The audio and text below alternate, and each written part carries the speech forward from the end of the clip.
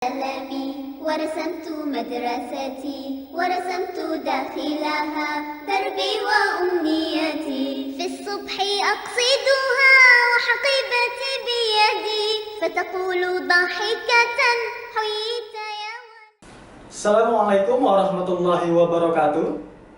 Alhamdulillah, pada kesempatan kali ini Halakah Ummu Salamah dan juga Halakah Khalid atau putra dan putri kelas 8 akan melaksanakan sedikit percobaan sederhana mengenai sistem pernafasan yang ada pada manusia. Sebelumnya, di dalam kelas, mereka sudah mempelajari secara teori mengenai apa itu bernafas. Yang sudah kita ketahui bersama bahwasanya bernafas itu adalah suatu mekanisme bagi makhluk hidup untuk menghirup udara, di mana udara ini akan digunakan untuk mengubah zat makanan yang ada pada sistem pencernaan untuk diubah menjadi energi, di mana nanti buangannya adalah dalam bentuk karbon dioksida dan juga uap air.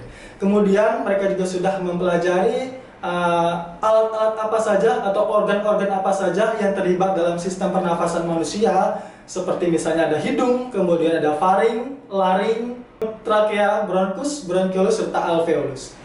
Mereka juga sudah mempelajari secara teori bagaimana sebetulnya mekanisme pernafasan dada maupun juga mekanisme pernafasan secara perut.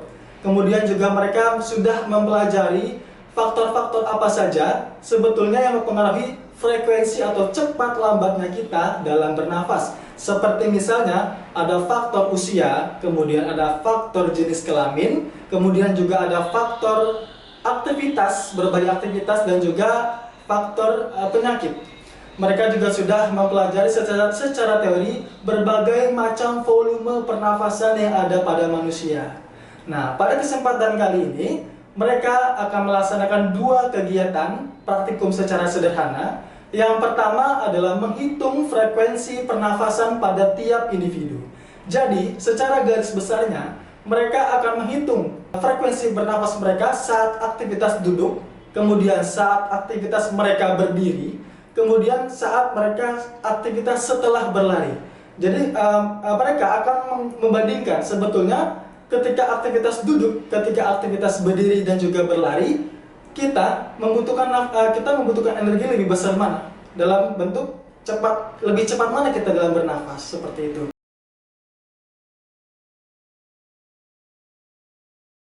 Oke, jadi untuk praktikum yang kedua, mereka akan melakukan atau menguji sebetulnya kapasitas paru-paru pada tiap individu.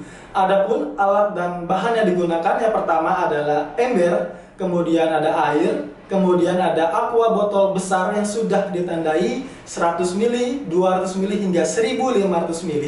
Kemudian mereka juga sudah akan membawa selang yang nantinya akan digunakan untuk meniup. Nah, pada praktikum kedua ini, mereka akan melaksanakan 3 uji coba. Yang pertama adalah uji volume tidal. Ini adalah ketika kita bernafas seperti biasa. Jadi ketika kita menghirup dan juga menghembuskan secara biasa. Kemudian uji yang kedua adalah uji volume cadangan ekspirasi, di mana saat kita menghirup udara secara biasa, kemudian kita keluarkan secara maksimal. Dan yang ketiga adalah uji kapasitas vital paru-paru, di mana saat kita menghirup udara secara maksimal, kemudian juga mengeluarkan juga secara maksimal.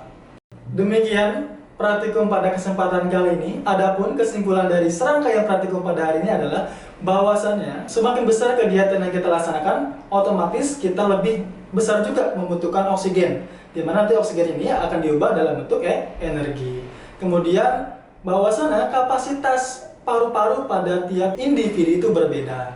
Oke, sampai bertemu pada praktikum selanjutnya. Belajar sains, belajar menyenangkan. Assalamualaikum warahmatullahi wabarakatuh.